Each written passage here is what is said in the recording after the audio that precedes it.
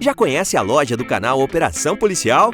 O único lugar onde você encontra os produtos oficiais com as marcas das nossas séries. Temos canecas, cadernos de diferentes tipos e tamanhos, canetas e muito mais. Não vai esperar para começar a sua coleção, vai?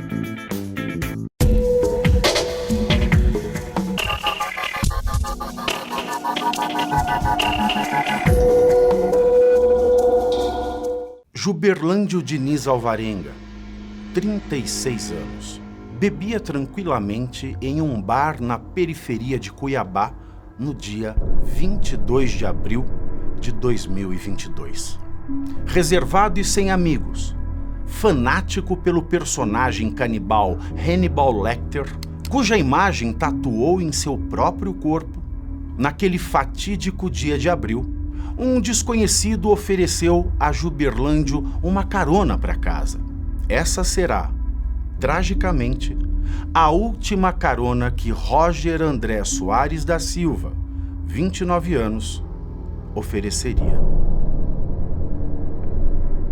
Horas depois, na casa onde Juberlândio residia, mas na qual não mais se encontrava, ficou apenas o corpo de Roger André. Já em estado de rigidez cadavérica, seu corpo foi perfurado por 30 facadas. Foi deixado na cena do crime, na posição de um crucificado. Além disso, cruzes foram pintadas com o sangue da vítima na parede da sala onde foi encontrada. Foragido desde então, Juberlândio foi capturado no dia 24 de maio no interior do estado de São Paulo. A um familiar, confessara o crime e dissera que se sente bem quando mata. Com vários crimes em sua ficha criminal, descobriu-se que Juberlândio também estava foragido em razão de outro homicídio em Pernambuco. Ex-marido de uma mulher transexual, Juberlândio alimentava ódio aos homossexuais. E, em contato com Roger André, externou a sua ira da maneira mais abjeta possível. Há 300 anos, a obra do filósofo Spinoza ensina que o ódio é uma inclinação a apartar de nós o que nos tenha causado algum mal, um sentimento do qual nasce a tristeza, que nos obriga a fugir da coisa odiada, ou, quando é muito grande, transmutando-se em ira, nos faz querer destruí-la. O ódio revela, portanto, um desejo reprimido em nós, tão reprimido que nos faz querer destruir quem vivencia a coisa que se reprime. Esse pensamento se repete hoje nas doutrinas e nos diagnósticos dos psicólogos e psiquiatras quando tratam da homofobia, mal que acomete Juberlândio.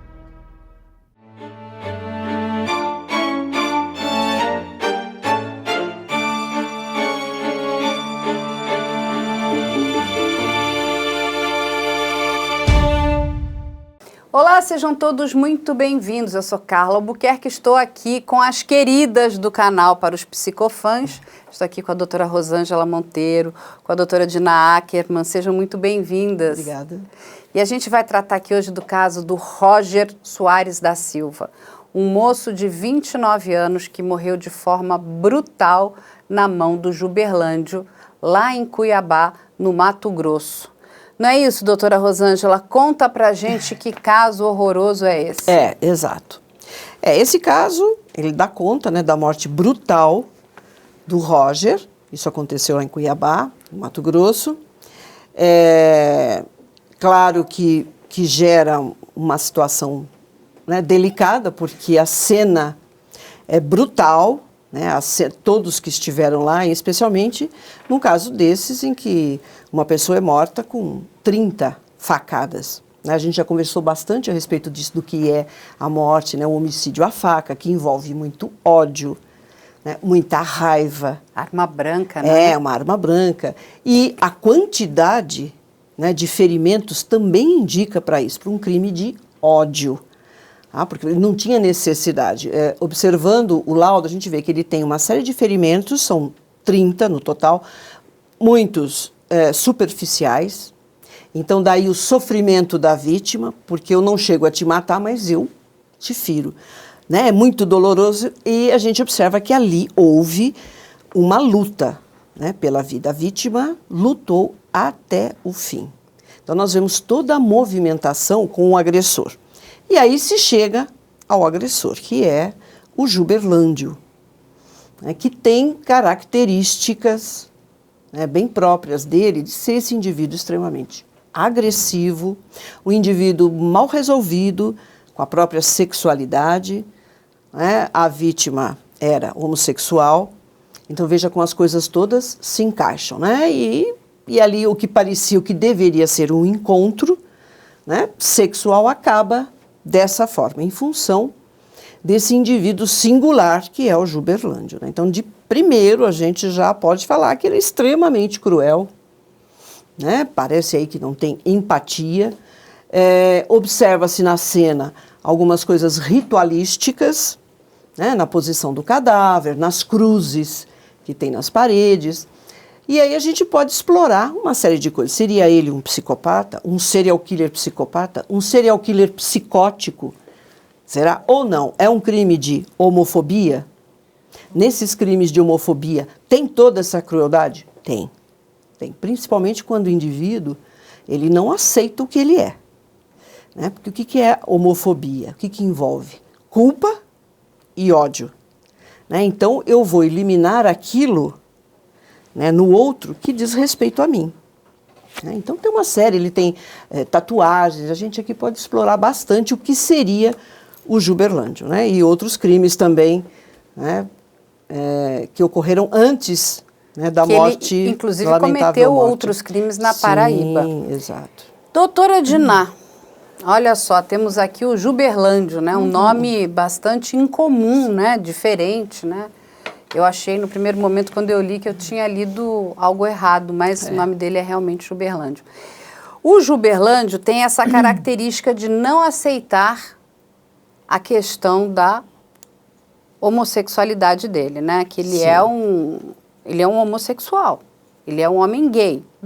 E ele leva isso, inclusive, lá no depoimento para a polícia, dizendo que não, ele não é gay. Como é que a senhora vê isso, né, Diná? Como é que é essa questão, né, dessa... Porque isso, com certeza, deve ter sido um gatilho para ele começar a prática desses homicídios. Ou eu estou errada? Ele parece que cometeu 2 homicídios anteriormente, um na Paraíba e um em Pernambuco. Eu não consegui saber exatamente o cunho desses outros assassinatos que ele cometeu. Eu sei que ele estava condenado, preso no crime da Paraíba por 15 anos. Eu não sei se as vítimas dele anteriores eram homossexuais também. Não dá para estabelecer um padrão, porque a gente não sabe muito sobre esses crimes. Agora, a gente vê isso, é muito comum. Quando o homossexual é ativo, ele diz que ele não é homossexual, porque ele é ativo e ele nega a sua homossexualidade, de fato. E eles tiveram todo esse contexto de encontro fortuito mesmo. Eles não se conheciam, se encontraram num bar e foram para a casa do Juberlândio para ter relações sexuais. Pelo que a perícia investiga, eles tiveram relações sexuais e até tinha um momento, né, que parece que o Roger, né, faz sexo oral no Juberlândio e aí ele pede a troca, a reciprocidade. Eu também quero receber. E é nesse momento que o Juberlândio diz, não, mas eu não sou gay. Mas eu não sou gay. E aí ele vem com uma arma, e pega o Roger por trás. Parece que a primeira facada é na altura renal, né? Isso. E ele não está esperando aquilo, ele é pego de surpresa. Mas tem a interpretação psicanalítica da projeção, né? Quer dizer, eu vejo no outro uma característica que eu odeio em mim, então eu odeio no outro. Eu acho que é essa troca psicanalítica que a gente interpreta, né? Na verdade, eu tenho raiva da minha homossexualidade, Então eu fico com raiva dele porque ele é homossexual, mas na verdade é uma raiva projetada.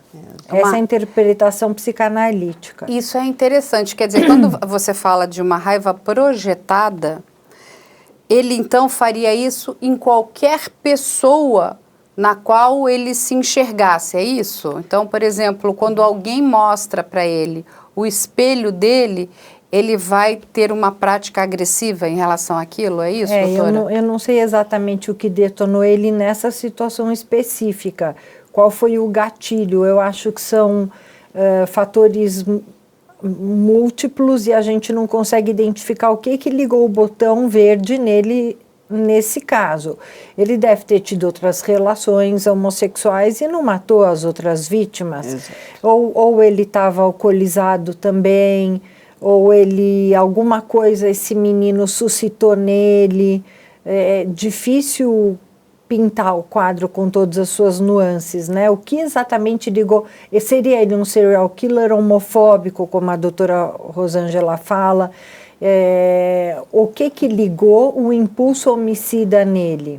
Difícil dizer, né? Qual é o botão que se aperta em cada um? Até porque como a vítima, né, não sobreviveu, é a palavra dele contando uma cena de crime, porque ele relata para o delegado o que aconteceu ali, por que ele tomou aquela atitude tão cruel e tão brutal. Porque não é só matar uma pessoa, é matar com bastante requinte ódio. De crueldade. Requinte de crueldade e ódio, E ele diz, na verdade, para a sua defesa que o Roger ameaçou ele no bar. E aí ele brigou no bar com o Roger e levou ele para casa, o que não faz o mínimo sentido, porque você levaria alguém para sua casa, alguém que você já tá, com quem você já está brigando num bar? Mas essa história da briga, ela não é sustentada. As pessoas que estavam lá viram que eles estavam ali, e dali ele sai de bicicleta, o rapaz sai de moto, né? Então não tem esse conflito lá. Eu vejo nele, que eu acho que o gatilho é justamente o momento em que o outro fala, você vai fazer em mim. Mas como eu... Puxa, eu acho que ele coloca muito bem isso, embora não justifique, claro, você dá 30 facadas numa pessoa. Mas eu acho que quando ele é confrontado com a homossexualidade dele, ele reage. Não, peraí, eu não sou. E é interessante, um dos crimes que se diz, né, que ele cometeu, não tem nada a respeito. Nem o delegado lá de Cuiabá tem, que seria o de Pernambuco. Né? O outro, a vítima também era um homossexual, que ficou em posição fetal, foi encontrado em posição fetal. Na Paraíba. Na Paraíba. É verdade. Então, por isso que a gente precisa ter cuidado na hora de analisar, seria um ritual, porque não tem similaridade. Uma pessoa que está numa posição fetal, não necessariamente ela precisa ser colocada, porque as pessoas têm essa tendência de se curvar, se proteger. Nos últimos momentos, sim. E é interessante essa posição, que chama muita atenção, ele estava com os braços abertos, as pernas cruzadas. Tem uma coisa muito interessante a respeito disso, que não necessariamente, né, ela tenha sido colocada naquela posição. Aquilo poderia ser uma movimentação natural do indivíduo, ou ele puxando o braço. Que quando você tem um cadáver em decúbito ventral, por exemplo, barriga para baixo, quando você vira, é uma tendência o corpo girar e a perna ficar uma sobre a outra. Então, nós já temos vários casos, a casuística aponta isso. Então, para realmente afirmar, olha, aquilo é uma assinatura dele, a gente precisa ter mais. Entendeu? Porque daí essas coisas vão se repetir. O que a gente tem? 2 crimes envolvendo homossexuais. Ok. Aí está batendo. Posição da vítima, não bate. Tá? Não bate. Um detalhe interessante. Um indivíduo que sobreviveu, que foi atacado por ele na fábrica, como foi o ataque dele? Pelas costas. Ou seja, então, esse é um detalhe interessante. É uma forma dele já deixar o indivíduo vulnerável? Pode ser. Ele percebeu que atacando pelas costas, o indivíduo já... Né, você é mais fácil de dominar aquela pessoa. E veja que os ferimentos nas costas do Roger, eles eram muito superficiais. Eles eram extensos, mas não eram profundos. E o delegado colocou, eu acho que ele foi, no momento ele está achando que ele seria abraçado, ele comentou, pode ser, como pode também não ser. No momento de distração da vítima, ele foi para cima nas costas e primeiro, né, esfaqueou.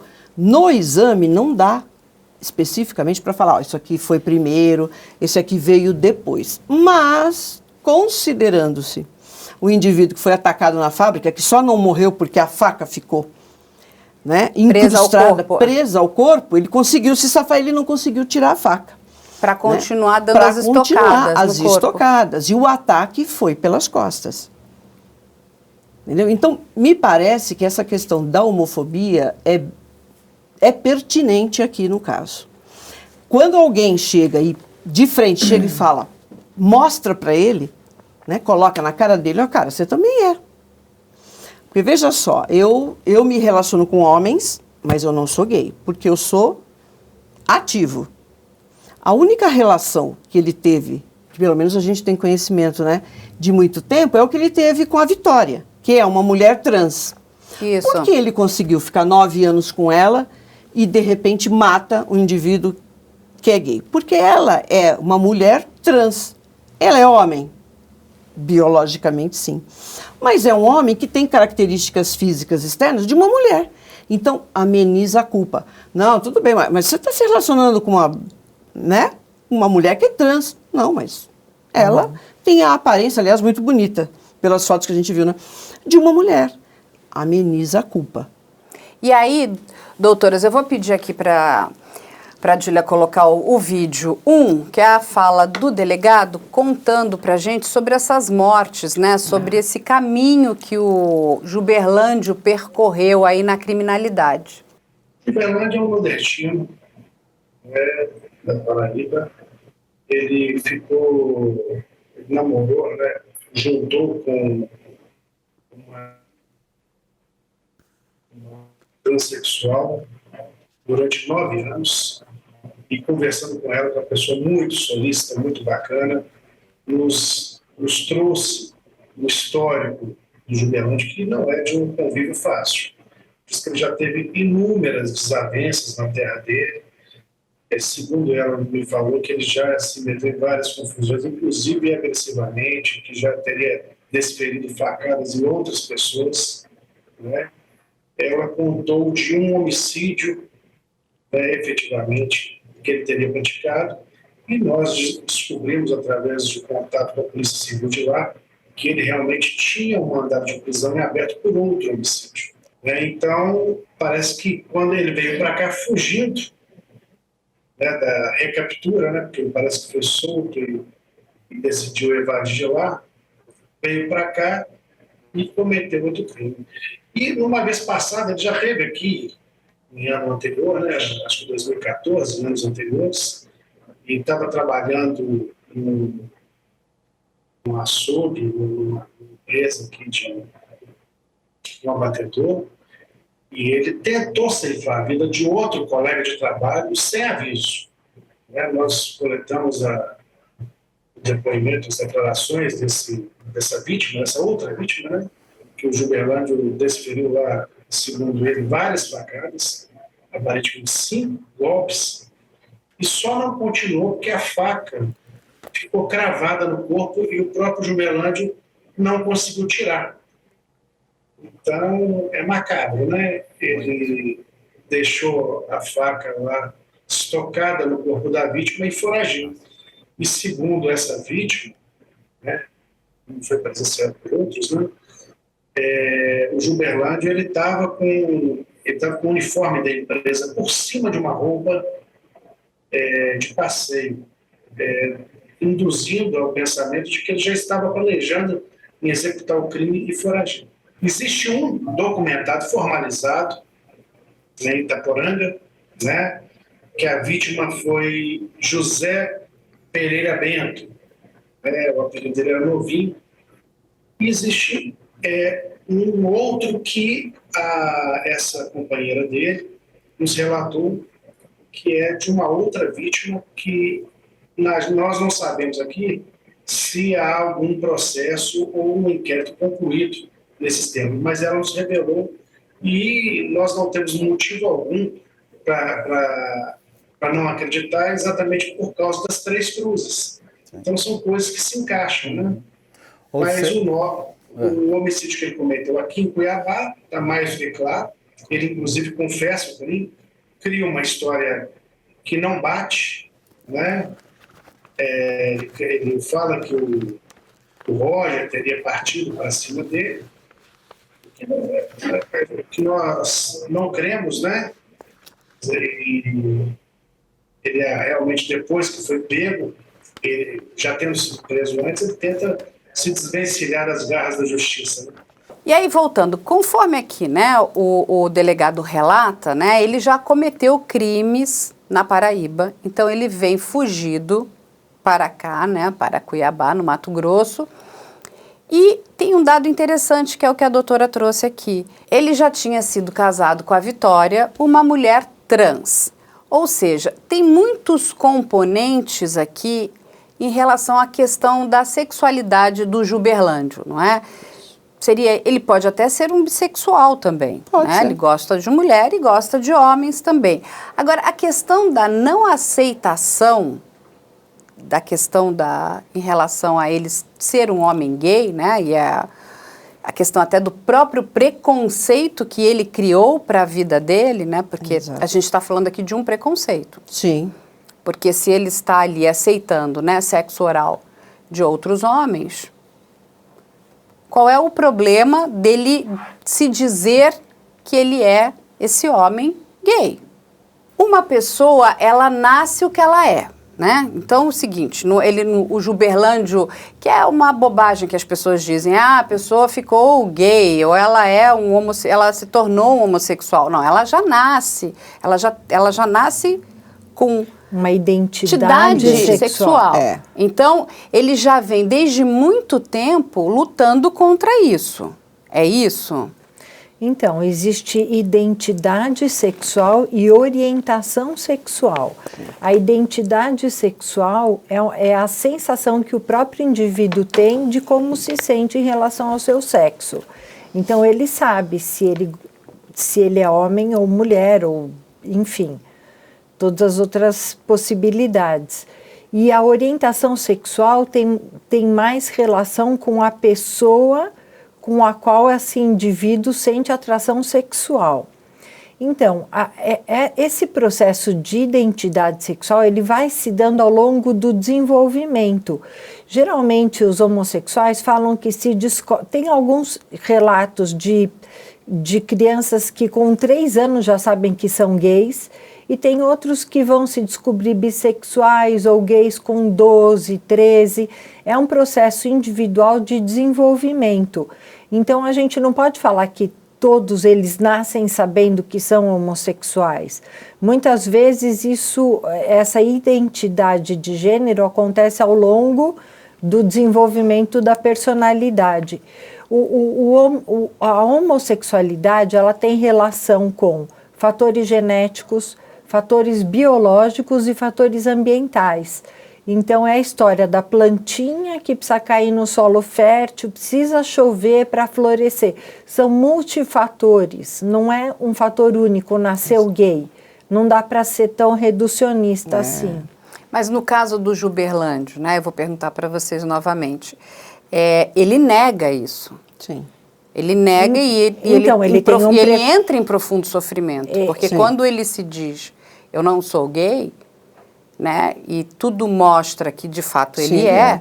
Então essa negação, e que pode ser porque ele teve, enfim, uma criação que não permitiu que ele, né... Um superego rígido que não permitiu ele sair do armário. Não sair do armário. E a própria família, né? Porque a gente sabe que tem muitas famílias que são cruéis, que não aceitam, enfim, que fazem coisas horríveis com seus filhos, né? Que são gays. Agora, eu diria, quando a perícia que entrevistou o Juberlândio definiu um critério de personalidade psicopata para ele. Na verdade, esses serial killers, ou a gente vai discutir aqui se realmente é um crime de homofobia, parece que sim, mas também ele é um serial killer. Esses serial killers, geralmente eles são psicopatas. De 10 a 20% dos serial killers podem ser psicóticos, mas geralmente eles são psicopatas. E a perícia, no caso do Gilberlândio, fez esse diagnóstico de psicopatia. Sim, é então, verdade. além de homossexualidade, ele é um psicopata também. Sim, doutora, mas eu digo assim, né? Porque possivelmente essa questão, ela desenfreou esse gatilho homicida. Porque tem muito homem homossexual que vive em conflito e que não sai do armário e que tem uma história de sofrimento, mas precisa juntar alguma coisa a mais para de repente ele virar um homicida.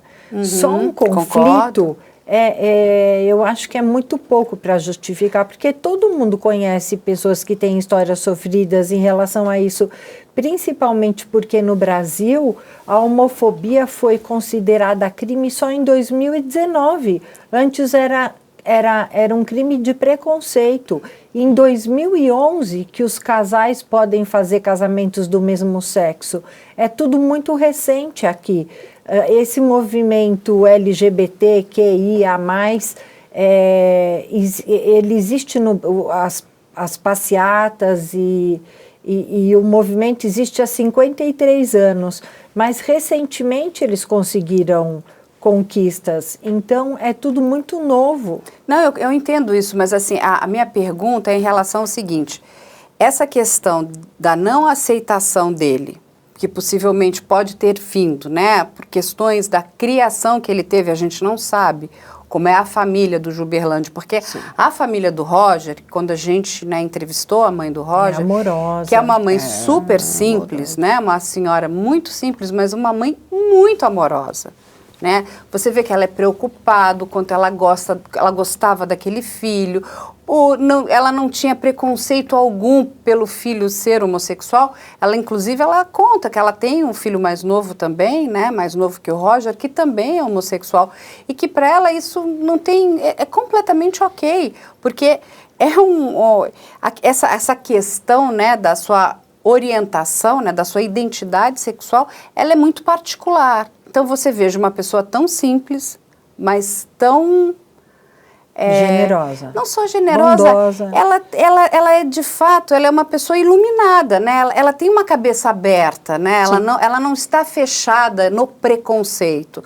Porque, infelizmente, às vezes em alguns lugares do nosso país, o preconceito ele rege. A gente não sabe como é que é a questão. O Gilberlândio veio lá da Paraíba, né? Ele é paraibano. A gente não sabe como foi a criação dele. Ele tem esses traços de psicopatia, conforme foi levantado, né, através do exame clínico que fizeram nele. Então, são fatores que vão se juntando ali. O que você acha, doutora? Então, eu não vejo psicopatia nele. Eu vejo ali até traços de transtorno de personalidade antissocial. Mas psicopatia não. O psicopata, ainda mais se eu pego o psicopata, sendo serial killer. O psicopata serial killer, ele não mata por ódio. Ele mata por prazer, sempre. Seja por diversão, seja por desejo. Se for um serial killer psicótico, aí está muito próximo da esquizofrenia e tal, aí a gente pode considerar aquela paranoia, todos aqueles sintomas delirantes, psicóticos, né, paranoia, alucinação, delusão. E eu não vejo isso nele. Pelo menos não tem relato nenhum que ele tenha matado por prazer essas pessoas. Tá? Um serial killer, psicopata, ele não dá 30 facadas numa pessoa. Você pode até encontrar ferimentos por instrumento cortante, mas é para torturar. Você entende? Porque a morte tem que ser uma morte lenta. Aí é que está o prazer no psicopata. Então, tudo bem, tem aí um laudo criminológico? Não vejo. Realmente ele tem, tudo indica que ele tem uma personalidade aí antissocial, né, pela questão da empatia, por não, né, não se preocupar com isso. Parece que ele não está... Matou com 30 facadas e tudo bem. Ele sai e continua levando a vida dele. Ele toma banho, né? Toma banho, com o corpo lá daquele jeito, todo ensanguentado, a cena do crime, como é mesmo nesses casos que a gente pega que o indivíduo tem 30 facadas, uma hemorragia extensa, né? Ele veio a óbito pelos ferimentos na região cervical, no pescoço, porque lesionou grandes vasos aqui, tá? Quer dizer, tudo contribuiu, mas a morte veio, na verdade, pelos ferimentos existentes no pescoço, nessa região aqui. Tem muitos ferimentos superficiais, porque dá para a gente observar na cena do crime que eles lutaram. Tanto que ele apresenta 2 ferimentos. Ele tem ferimento, ele mesmo, ferimento no braço, ferimento no pescoço. Então o Roger, ele lutou até o fim. Foram encontrados 2 canivetes lá, então provavelmente... O quanto ele pôde, né? O quanto ele pôde. Só que ele, né, pela agressividade que ele tem, ele superou qualquer tipo de reação e ele tentou se defender. Então, tanto ele chegou a ferir o agressor, como ele tem uma série de ferimentos de defesa, que são todos esses no braço, na mão, na palma da mão, de segurar a lâmina. Então, ele tem tudo. Então, a gente sabe que houve. E aquelas manchas ao redor do cadáver, né, estão muito claras, que ali você vê marca de solado de calçado, que escorregou no sangue, porque o sangue é viscoso, né? Então, dá para ver toda a movimentação. Lutando ali, né? E aí o chão ficou empapado ali. Exato. Tanto, né, o sangue, se a gente observar as cenas, as manchas de sangue, eu não vejo nele um serial killer psicopata que chega, hoje eu estou com uma vontade, né, de sair para matar. Eu não vejo ali o componente prazer. Ele é cruel? Ele é. Uhum. Ele tem uma agressividade sem controle? É. Ele é impulsivo? É. Entendeu? Mas psicopata, eu não vejo. Posso estar totalmente errada porque eu não tenho outras informações. Mas pelo que eu vi no local, e eu acho que tem por trás dele, né, essa culpa que ele tem com relação a essa dificuldade, até a religião. Assim, porque ele traz... É isso que eu ia perguntar para vocês. Mas antes, deixa eu só explicar para as pessoas, né, onde fica essa região aqui no Brasil. Então, aqui está... Eu vou pedir aqui o mapa, por favor, ali para a Júlia. Então, vai entrar aqui o mapa do Brasil, olha, né, só para a gente poder mostrar. Aqui a gente está com o Brasil, aí a gente vai entrar aqui no estado do Mato Grosso. E a gente vai lá para a região de Cuiabá. E olha... E aqui é o local onde o Juberlândio cometeu o crime. O que é muito interessante, aqui, você veja, é uma área residencial. Temos ali muitas casas, não é? E essa casa onde ele comete o crime, ela está muito próxima de outras casas. O que me chama a atenção também é que ninguém ouviu nada. Ou se ouviu, não fez nada. Se omitiu. É uma falta, inclusive, de empatia, né? Porque a mãe do Roger nos explica que a delegacia de polícia fica a 1 quadra, 2 quadras, é muito próximo da cena do crime. E aí eu vou perguntar aqui para vocês aqui novamente, quando a gente olha, né, a cena onde tudo aconteceu, começa num bar. O Juberlândio não conhece o Roger, eles se encontram ali. Exato. Já acontece um ato em si sexual ali, de verdade, porque eles consumaram ali, né, um sexo oral. Aí, o que acontece?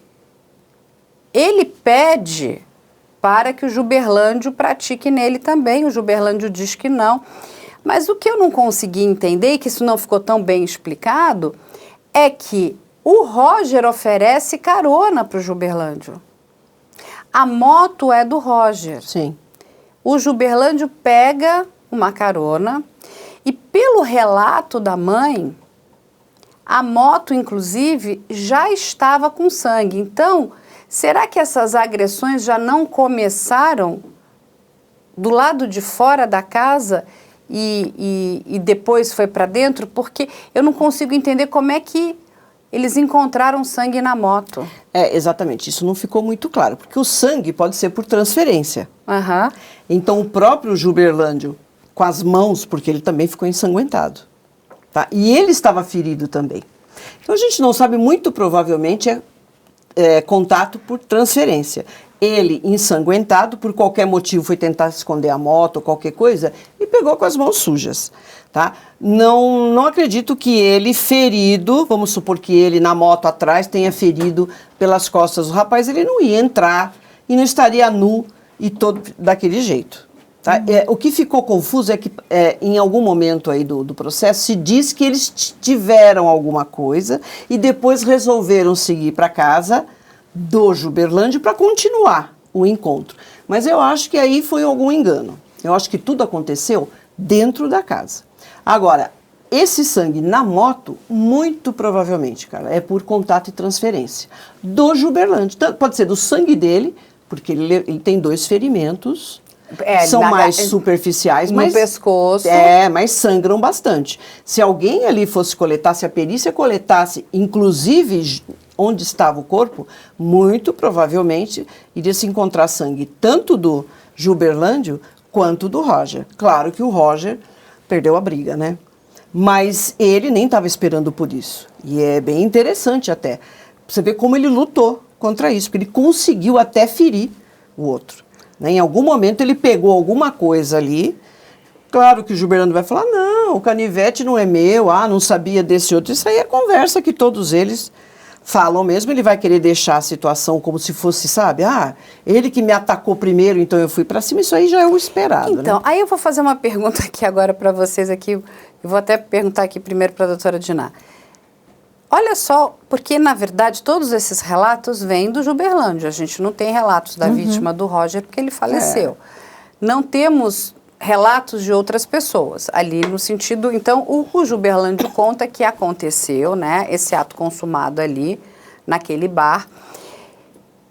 E olha só, quando ele fala, mas eu não vou fazer nele porque eu não sou gay, também de novo me soou estranho. Porque como é que, então, ele convence o Roger em algum momento a dar uma carona para ele. Sim. O que me parece é que, inclusive, deve ter tido ali uma conversa de sedução. Claro. Para que o Roger, né, tipo, olha, então vem, porque você concorda que ali, não, então eu não vou fazer em você, já tinha rolado uma animosidade ali. Não quero, então o próprio Roger, tá bom, então vou me embora, né, vou seguir minha noite, mas não vou ficar com você. Essa história não está mal contada, porque me pareceu em algum momento que o Juberlândio também armou para levar o Roger para algum lugar, inclusive matá-lo. Não parece isso ou não? Porque o porquê que o Roger aceita dar carona para o Juberlândio, se o próprio Juberlândio diz que não tinha gostado, né, do que o Roger falou para ele, dizendo, olha, agora eu também quero receber sexo oral aqui. Então, mas nesse momento eles já estavam na casa dos Juberlândio. Isso já tinha ocorrido na casa dos... Não, mas ele já tinha feito sexo antes, no bar. É isso que é confuso. É, porque no depoimento do Juberlândio, olha só para a gente voltar aqui, o depoimento do Juberlândio é o seguinte, estamos no bar, aí tem um certo flerte, uma conversa, aí o Roger vai até o Juberlândio, eles não se conheciam, eles passam a se conhecer naquele momento, inclusive, né, eu perguntei para a mãe também, que conhecia, e outros amigos, acho que foram prestar depoimento, ninguém conhecia o Juberlândio, apesar de morar muito perto também da própria mãe do Roger. Aí ele chega e eles praticam ali, né, o Roger pratica sexo oral no Juberlândio. No bar. No bar, em algum lugar ali do bar. Aí, o que acontece? Isso é o depoimento do Juberlândio. Ele diz que o Roger falou, agora eu também quero receber. E ele diz, não, porque eu não sou gay, não sou homossexual, eu não vou praticar sexo oral em você. O que eu já achei estranho, porque, então, se você disse não, então logo eu não, né, então ali acabou. Não. E aí, o Roger oferece carona para deixar o Juberlândio na casa dele. Só que ele ainda entra na casa. não está mal construído, ou aquela primeira história que o Juberlândio conta é mentira, quando talvez o Roger tenha pedido, né? Ele falou, então vamos até a minha casa, e lá ele montou toda a cena de crime. Entendi. Eu entendo o que você está falando. Olha, primeiro que realmente nós não vamos saber exatamente da verdade, porque é ele que está contando. De qualquer maneira, ele seduziu o Roger para acompanhá-lo. Se ele fez sexo oral no bar, que eu também acho estranho, né, que eu acredito que tenha sido lá na casa, ele não precisa necessariamente falar, não, então agora eu não vou fazer em você. A gente não sabe o tipo de acordo, porque o Roger foi seduzido. Pode ter começado com sexo oral no bar e falar, vamos continuar lá em casa. Ele pode ter feito isso. E ninguém nem falou, então agora é você. Entendeu? Esse agora é você pode ter acontecido lá na residência. Então eles foram lá para continuar bebendo, né? Porque o que ele diz é o seguinte, que era só uma carona, né? Você quer dizer que talvez no bar o próprio Juberlândio já tenha arquitetado o crime. Ou premeditado, com raiva, falou, agora eu vou te matar. Pode ter sido um gatilho? Pode. Porque no depoimento dele, ele diz o seguinte, ele foi dar uma carona. Sim, como é que ele entrou? Ele deu uma carona e quis entrar?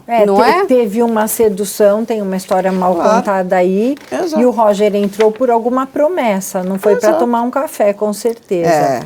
Para continuar o encontro, né, doutor? Agora, seria ele um serial killer? A doutora Rosângela, e realmente ela tem razão, o serial killer, ele tem uma característica mais passional. Ele é mais passional e ele gosta de matar por estar no controle. E ele gosta de humilhar as vítimas e muitas vezes tem motivação sexual. Pela definição ipsis literis, o Juberlândio não seria um serial killer, mas o fato é que o serial killer ele é definido por 3 parâmetros: a quantidade, o lugar e a distância no tempo. Tem o criminoso em massa, aquele que entra no cinema e mata todo mundo, aquele que entrou na escola e mata todo mundo. O serial killer precisa ter um número mínimo, é questionável isso, mas entre 2 e 4 mortes. Então, se ele já de um jeito passional no bar começou a programar a morte do Roger, a gente não vai saber. Talvez tenham elementos de serial killer no Juberlândio, porque ele já tinha tido 2 assassinatos anteriores. Alguma coisa, porque olha só o que está na denúncia. Vou ler aqui para vocês, que é bem interessante aqui, ó. A denúncia do Ministério Público. Consta nos autos que o denunciado não conhecia a vítima, Roger André Soares da Silva, que era homossexual e ofereceu carona ao denunciado Juberlândio Diniz Alvarenga até a casa onde este vinha residindo, o que foi aceito. Aí, olha só, em dado momento, o denunciado decidiu matar a vítima, Roger André Soares da Silva, pois, nas suas palavras, enxergava como um demônio, de modo que, com a conduta hedionda que estava prestes a adotar, estaria repreendendo-a em nome de Jesus. Então, assim, o sexo oral que ele conta, né, que ele declara, foi anterior, foi no bar. Ou pode nem ter acontecido. Pode também não ter acontecido. Pode ser uma invenção do Juberlândio. Ele querendo justificar. E se de repente o Juberlândio já saiu aquela noite para matar alguém? É difícil dizer qual é. Difícil também dizer. E se ele já saiu com a intenção de encontrar alguém e matar, encontrou um homossexual que despertou nele a fúria de serial killer? Exatamente. Mas nós não temos essa informação. Não, porque, de novo, a gente... Por exemplo, não temos assinatura, não temos essa informação, porque aí sim, se ele saísse para falar, hoje eu vou caçar, então eu já vou me preparando, ele está planejando sair para pegar alguém e matar, seria um pontinho na coluna do psicopata. Mas não é essa informação, nós não temos. Não temos e não sabemos. Então parece que foi um encontro fortuito, porque o psicopata ele sai para caçar. né, por desejo. E é muito comum que ele estabeleça um tipo de vítima muito parecido. específica. Ou prostitutas, ou meninas, ou velhos. Exato. Ele matava homossexuais, pelo que a gente viu Agora, até tinha uma agora. paranoia religiosa também. Por trás aí eu vi, não sei também se é isso, se pode ser coisa que ele está falando, porque as pessoas ficam todas impressionadas. Ai, porque tem cruz, então quer dizer que são 3 pessoas. Mas essas cruzes aí a gente vê em muitos, até em filme, que o indivíduo vai marcando quantas pessoas eu já matei. E não necessariamente aquele símbolo se refere a uma cruz. Nós fizemos um caso aqui do rapaz que matou toda a família, lembra, doutora? Que a cruz, ela estava muito definida, muito certinha. Ali não, Santo. É algo É como uma assim, marquinha. é uma marquinha. Tá, eu tô dando um tique. Pô, já foi 3. Pode ser? Pode, eu acho que tem tudo a ver. Porque tem uma morte ainda que não está associada a ele. Eu não sei o que aconteceu lá em Pernambuco, né? Que ele contou para a Victória, que foi esposa dele, né? Ela que traz isso, mas não tem definitivamente nada com relação a isso. O delegado mesmo fala. Ele sabe lá da Paraíba. Né? Que foi Mas, condenado. veja, não tem... O outro ele matou na rua. Numa rua. Fora, num ambiente aberto. Ele não tem aquela técnica, aquele planejamento de falar, não. Porque o psicopata, ele planeja. É o modus operandi dele. Então, planeja, executa e desova. Ele não tem muita preocupação com isso. Você pode ver que o primeiro foi na rua. O outro foi dentro da casa dele. Sim. Entendeu? Por isso que eu entendo que seja crime de ódio. De homofobia. De homofobia, doutora. Porque a gente vê muito isso dele, o relato dele. E isso é interessante. Pode ser que ele tenha contado uma história fantasiosa ali na declaração que ele fez ali para a polícia, dizendo que o Roger já havia praticado, né, sexo oral nele. Pode ser que isso nem tenha acontecido, porque ele não tem nem como comprovar como ele fugiu. Não é isso? Não dá nem para fazer o exame de corpo de delito. E aí o que acontece? Ele viu ali, tenho aqui uma presa, né? Isso aqui, Sim, o Roger aquele me interessou, e é declaradamente, né, um homem gay, que não tem o menor problema. Ele vivia muito bem. Ele era soro positivo. E soro Sim, positivo.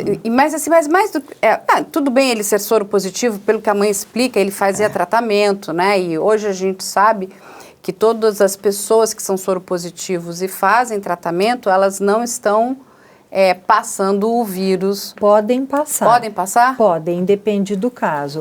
Geralmente esse tratamento zera a quantidade viral, mas tem casos que não consegue zerar e que o paciente continua transmitindo. Mas olha o que é interessante, a mãe fala que o próprio Roger se cuidava muito e tinha muito cuidado para não contaminar as outras pessoas. Então, se ele de alguma forma se machucasse, né, ele tomava todos os cuidados ele mesmo. Então, e ele, de fato, ele também contava que era soro positivo. Então, ele não negava que era gay, não negava que era soro positivo. O Roger é um rapaz íntegro, Isso. Falando honesto. Ele era Sim. trabalhador, Consciente. ele trabalhou por 6 anos num shopping, com fundo de garantia que ele conseguiu resgatar por ser soro positivo. Ele comprou a casa para a mãe e a moto. Isso. E ele trabalhava, pagava as contas, era um rapaz bondoso, de bom Boa coração, índole, boa né? índole. Você vê que a Ingênuo família até, né? é ingênuo, gostava muito dele. Tem até um vídeo, Júlia, eu vou pedir para você soltar o vídeo onde a mãe conta toda essa passagem do Roger, né? O quanto bom ele era, né? Como filho e como parente da sua família, né? Como parte O daquela Roger, família. para mim e para os amigos dele, uma pessoa trabalhadora, estudioso. Se fosse por mim, eu tinha criado ele numa redoma, uma bolinha, para que ninguém pudesse encostar nele. Mas, infelizmente, eu não podia fazer isso, porque o filho da gente completa 18 anos, maioridade, ele toma o caminho dele. Mas meu filho, ele veio com um exemplo muito bom, trabalhador, né? Sempre gostou de trabalhar. Tudo que ele falava é sobre trabalho. Ele terminou o ensino médio, foi aplaudido na escola, porque ele saía do serviço e ia para a escola. que ele queria terminar o ensino médio, porque ele não queria trabalhar de servente. Ele falava, eu não gosto de trabalhar no sol quente, eu quero trabalhar em outro lugar, que não esteja que eu pegasse sol. Porque ele gostava muito, não gostava de queimar a pele dele. Mas ele é um menino que ele teve, como eu posso dizer, as dificuldades dele, mas isso não foi impedimento para nada. Ele sempre teve força de vontade para tudo, para trabalhar, para estudar. Eu falo assim, ele veio para me ensinar, eu só tenho a agradecer pela passagem dele aqui na Terra, né? Porque ele foi um bom filho. Ele teve, simplesmente, igual qualquer adolescente, né? Por ele ser homossexual, que não é fácil, né? O meu ex-marido não aceitava ele ser homossexual, porque nós éramos evangélicos na época, né? E nós tínhamos medo muito, assim, que a pessoa acontecesse o que aconteceu, porque nesse mundo que nós estamos tem muita pessoa má. Uhum. Tem pessoas boas, né? Mas tem mais pessoas má que não aceita a vida que eles escolheram, né? Então, eu preocupava muito. Eu falava para ele, ai, meu filho, eu não queria que você saísse lá, ai, mãe.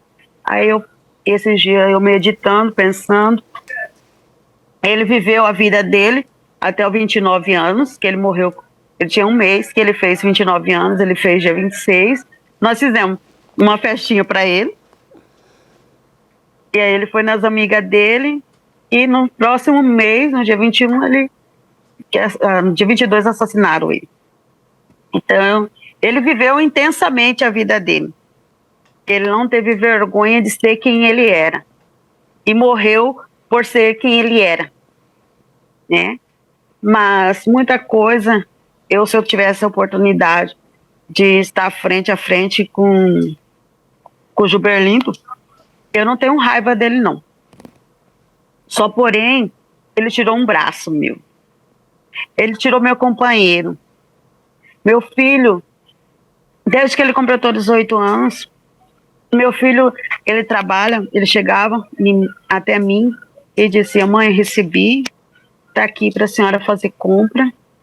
E ele tinha a responsabilidade dele. Eu dizia, meu filho é mais homem que qualquer homem.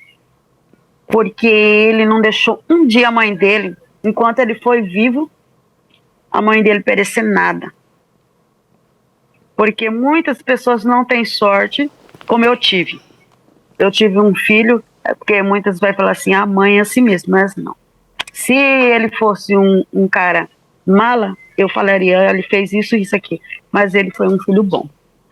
Eu moro aqui onde eu estou, ele descobriu, em 2018, ele é soro positivo, e ele recebeu o fundo de garantia dele. Eu tinha uma casa, meu ex-marido ficou na casa, nós tivemos que sair. Mas a casa era minha. Mas vamos sair. Ele pegou o fundo de garantia, ele comprou aqui onde que eu estou morando. Meu filho não deixou eu pagar aluguel. Meu filho deixou eu dentro de uma casa, né? Infelizmente, ele saiu aquele dia. Se eu pudesse, eu não deixaria ele ter saído. Foi o último dia 21. Ele saiu e não retornou. Onde eu quero chegar? Porque como a gente, de novo, só tem o depoimento do Gilberlândio, a minha pergunta anterior era o seguinte, ele pode ter criado toda essa cena, dizendo que o Roger foi lá e praticou sexo oral nele. A gente não sabe. Porque quando ele diz, mas eu não aceitei fazer nele, é o que na minha cabeça. Bom, se você não aceitou, então acabou aqui, né? O que a gente tinha para fazer. Cada um vai seguir seu caminho. Por que é que o Roger vai oferecer carona para o Gilberlândio? O que me parece, né, vendo aqui friamente, lógico que tem lá a investigação da polícia, mas eu vou deixar para vocês que são os especialistas, é que, na minha cabeça, eu também concordo com a doutora, que ali tem muito ódio, ali tem muito preconceito. Ele viu no Roger um homem gay, ele falou, como ele não aceita que ele também seja, ele falou, vou te matar. Exato. De alguma forma seduziu esse rapaz, Claro. falou, olha, vamos até a minha casa, porque ele precisava de um ambiente, inclusive, para praticar a crueldade, a brutalidade que ele praticou. O rapaz chegando lá, achando que pudesse, né, tipo, ter um encontro, acabou Assassinado. assassinado. E ele estava só de cueca. Então, o encontro continuou. Ou então, iniciou lá. Essa história de sexo oral no bar, eu não me convenço muito disso. Mas vamos supor que tenha acontecido. É evidente que ele não falou, não, eu não vou fazer em você agora sexo. Não houve essa conversa, porque ele levou. Ele usou de algum artifício para que esse rapaz entrasse na casa dele. Ele seduziu esse Não rapaz. foi só, ele foi dar uma carona. Não, ele foi com a intenção de continuar, se isso realmente começou no bar. Então, até então, ele não falou nada. Se isso também aconteceu, porque nós não sabemos. Ele pode ter matado o rapaz depois de uma relação. Ele pode até ter feito sexo oral no rapaz. E depois, você entendeu? Chega e fala, não, isso não dá, e vai para cima do rapaz. Por não suportar isso. Porque a partir do momento que ele até, de repente, a gente não sabe, chega a fazer um sexo oral, ele fala, peraí, mas eu sou o homem. O homem não faz sexo oral em outro homem. Eu tenho que te matar. Pode ser isso? E todo o ódio. A gente não vai saber o que aconteceu entre quatro paredes, entre os dois, sendo que um deles está morto. São só inferências. Só inferências. A gente está especulando aqui. O que a gente tem é o quê? Que ele conseguiu levar esse rapaz. O rapaz não ia entrar, ele não estaria de cueca se não tivesse acontecido alguma coisa lá. Pode ter começado no bar? Ok. Fez um sexo oral rapidinho ali nele, e ele chegou e falou assim, vamos continuar com isso, vamos para casa. O Roger não tinha condição de saber nada disso. Então não foi uma simples carona. Ele deixou aqui, não foi. Não, porque pelo relato da própria mãe, ele era um filho, né, que comunicava tudo que ele fazia, né? Então, e assim, nunca tinha levado um namorado para casa. Ele nunca apresentou ninguém para a mãe. Então, ele não apresentou, acho que o que a mãe quis dizer, enfim, eu não quero trazer uma pessoa que possa criar um desconforto na casa ali. Ele era muito... por tudo que a mãe coloca, né, eu realmente, ela é uma mulher muito querida, o que ela conta ali, e que é interessante, mas assim, até analisando, o Roger, ele era uma pessoa que, mesmo que ele não levasse pessoas na casa da mãe, né, onde ele morava, mas ele tinha uma certa assiduidade com horários, com os compromissos, ele avisava a mãe onde ele estava, o que ele ia fazer. Então, doutora, é o que a mãe conta, né? É o que a mãe conta. Então, a gente está aqui relatando o que aquela mãe conta. Então, o que me parece é que ele falou, olha, eu vou trabalhar, vou sair, vou me divertir e depois volto para casa, né? Agora, também a mãe também não sabe o que ele fazia quando ele estava se divertindo, né? Exato. De novo, eu não acho que ele tenha ido forçado, até porque a moto era dele, quem conduzia a moto era o próprio Roger. Ele. Então, alguma coisa muito interessante o seduziu para, inclusive, dar carona para o Gilberlândio. Se a gente considerar que a relação deles começou no bar, porque é bem característico de um sexo casual, tanto para um quanto para outro. E é claro que ele não vai falar isso para a mãe. Tá, mãe, os filhos não contam tudo pra gente, não. Eu não contava tudo pra minha mãe, muito difícil. Essa história que, minha filha, o meu filho conta tudo pra mim. Mãe, não, eu sou mãe também. Não. Principalmente isso. Mãe, hoje eu peguei um cara lá legal. Não vai. Dificílimo. Né? Que é uma coisa dele também, eu não estou criticando isso. Porque todos nós temos os nossos segredinhos, as nossas coisas. Quem que chega lá e abre tudo para a mãe e o pai? Não tem isso, gente. Não, eu não estou dizendo né? Mas, não, quando eu digo o seguinte, ele passava para a mãe os seus horários. Então, assim, a mãe sabia... Né? Então, mais ou menos, não né? o que ele estaria fazendo, né? Então, lógico, a vida íntima e privada das pessoas, claro. Ninguém vai contar tudo, até porque senão realmente a vida fica chato, né? Você ficar dando relatório na sua casa. Mas eu digo, a mãe tinha consciência, porque ele tinha os horários mais programados, o que estava acontecendo, para onde ele ia, se ele ia sair com alguém, ele avisava, não que ele, enfim, até porque ele era maior de idade, ele já tinha 29 anos, né? Ele era um homem feito, trabalhava, ganhava dinheiro, pagava as contas, ajudava em casa. Ela conta, inclusive, que ele ajudava na limpeza e na organização da casa, que ele era uma pessoa muito, né, organizada. Então, ela mostra a característica e o perfil do Roger, que ele não era um destrambelhado. Não, ele parece... É isso que eu quero dizer, ele não era um destrambelhado, no sentido, não que ele, enfim, só um destrambelhado pode passar na frente de uma pessoa ruim como o Juberlândio.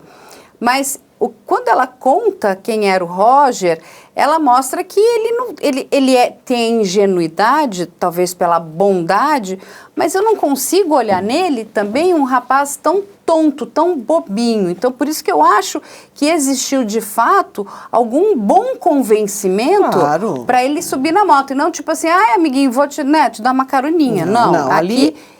teve alguma coisa mais forte para ele querer. Então, assim, acho que, de fato, o Juberlândio falou, vai acontecer alguma coisa boa lá em casa, vamos lá para casa? Exato, Carla. A atração sexual, a coisa boa ali chama-se sexo.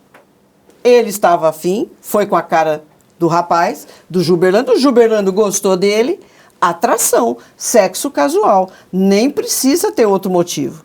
Que entendeu? A gente não sabe onde começou, quando, se foi como, no bar, porquê. Se foi no bar, a palavra do Juberlândio mesmo. Pode ter acontecido tudo na residência. O que a gente sabe é o seguinte, houve a sedução de ambas as partes, porque ele também olhou e falou, esse rapaz é interessante. O que a gente vê, claro, é que o Roger ele tem uma vida muito mais bem estruturada, mais equilibrado. Mas, na verdade, você não sabe com quem você está falando, principalmente quando é sexo casual. Sim. Muita gente já se deu mal, não precisa necessariamente um matar o outro, mas você fala, gente, o que eu estou fazendo? Não tem nada a ver isso. Quando você vai ter uma aventura. Tá? Então, o que parece, os dois estavam interessados. Claro que o Juberlândio não mostrou quem ele era, porque senão ele pegava a moto e ia embora. Sim. Então, se começou no bar ou foi tudo lá dentro, houve uma sedução. E o interesse o que é? Sexo, né? Pra gente não falar outra coisa. E aí, doutoras, o seguinte, o delegado relata que a esposa dele, né, a Vitória, descreve o Juberlândio, ele pergunta como é que ele era com você, né? E ele diz o seguinte, não, ele era um homem, porque ele está vivo ainda, ele é um homem muito ciumento, né, mas muito carinhoso comigo. Isso nas palavras do delegado aqui, né, na entrevista que ele deu, através dos relatos que ele recebeu ali da ex-mulher do Juberlândio. O que, de novo, eu quero trazer é o seguinte, ele é afável quando ele tem interesse, então ele pode ter sido, porque assim, ele às vezes ele parece que ele tem, né, olha, aqui ele é uma coisa, mas aqui ele é outra pessoa, porque o que a esposa dele conta da relação que tinha com ele, não é essa pessoa, né, com essa sede de sangue, agressividade para pegar uma faca e dar 30 facadas num outro ser humano. Não combina, como diz a doutora, não coaduna. Tem uma descrição, aí vem de novo a questão, crime de homofobia ou serial killer. Mas tem uma descrição que a maioria dos serial killers levam uma vida normal. Tem esposa, tem filho, saem para jantar com os amigos. E como uma vida paralela, eles matam as pessoas em crimes passionais. Então, a maioria dos serial killers tem vidas normais. Isso é descrito. Ou seja... Agora, uma coisa é importante, a gente saber que no crime de homofobia, o crime de homofobia aumentou em 35% de 2020 para 2021. Nossa, bastante. Um homossexual ou transexual, que são as principais vítimas, é morto a cada 27 horas no Brasil. E houve um aumento de 33%, ninguém sabe dizer por quê. Mas é um aumento importante. Mas é um aumento significativo. Nas mensagens que a Vitória passou para o delegado, né, ela fala que ele era um indivíduo que trabalhava, que fazia as coisas, que era preocupado, mas ela percebeu realmente, ele era agressivo, ele tinha muitos ciúmes, ele não aceitava determinadas coisas, contanto que eles se separaram. Né? Sim, Não mas ficou ele com disse ela. que no comportamento com ela ele era Mas amável. mas não tão amável. Nas mensagens que ela passa para o delegado, porque isso foi o delegado que falou, mas nas mensagens que ela passa, ela comenta que ele tinha um comportamento agressivo, contanto que ela parou e falou, olha, não dá mais, porque esses seus ciúmes, essas coisas, já estava beirando uma violência doméstica. Então ele não era tão assim bonzinho. E é interessante, né? Porque a vida toda dele é pontuada por isso. E ele só ficou com a Vitória porque ela é transexual. Ele não tinha ainda, aporte, coragem para chegar e assumir um relacionamento com outro homem. Agressivo, né? não, doutoras, ele porque assim. o que ele fez, não só com o Roger, mas, enfim, com outro com que aquele deixou uma sobreviveu. faca enterrada, que foi o homem que sobreviveu, exato. e com a outra morte na Paraíba, é uma pessoa completamente descontrolada. Claro, Né? não Uma controla pessoa... impulso, não controla a agressividade. Agora, tem um dado aqui, que é essa paixão que ele tem por esses personagens de ficção, né? Mas os personagens de ficção de terror, né? Ele gosta do Jason, ele gosta do Mike Myers, Do ele Hannibal, do Hannibal Lecter, que é Ele o... tá tatuado com o Hannibal. Ele tem Isso é o quê? É uma questão para ele mostrar que ele é só uma coisa de fã, maluco, ou ele quer mostrar algum poder? Porque realmente tatuar o canibal no peito... Eu acho que ele se identificava com essas figuras. Geralmente você faz uma tatuagem de alguma coisa que tem uma relação sentimental com você. E ele tinha uma relação... Ele era um fã desse tipo de filme de serial killer. Tanto que ele gostava de ser chamado de Michael, que é o do codinome... Michael Myers, Michael Myers. do Halloween. Olha, esse é um outro fator que me indica que ele não é psicopata.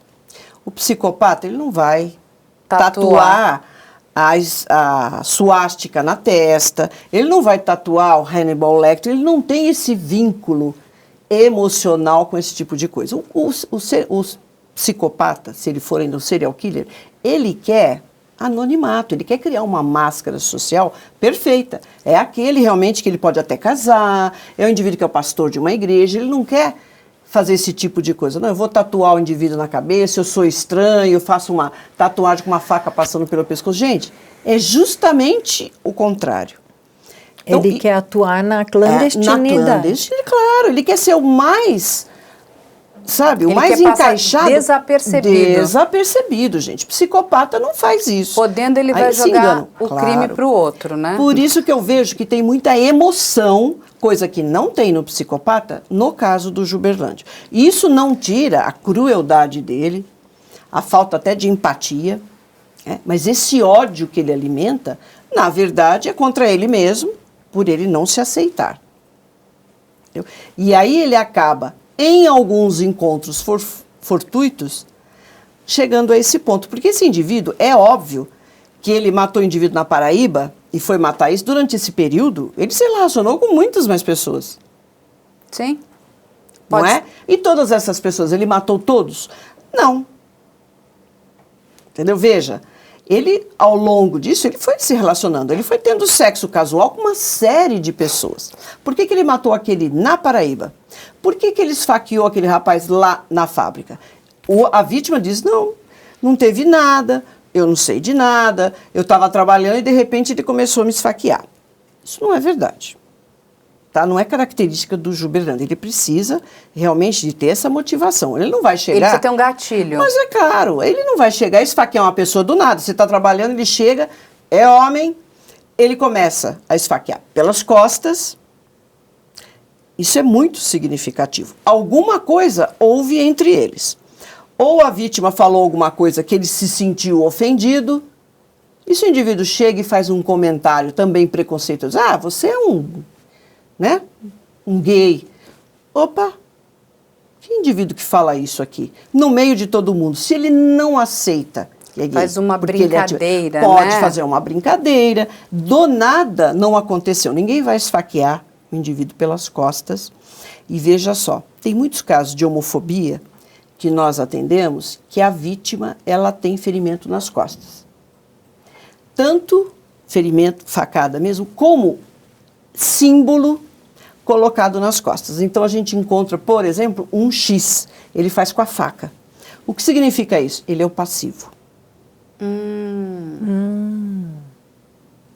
E acontece, às vezes ele deixa a vítima viva, às vezes nós encontramos ela já morta, e esse indivíduo, o que é esse X nas costas?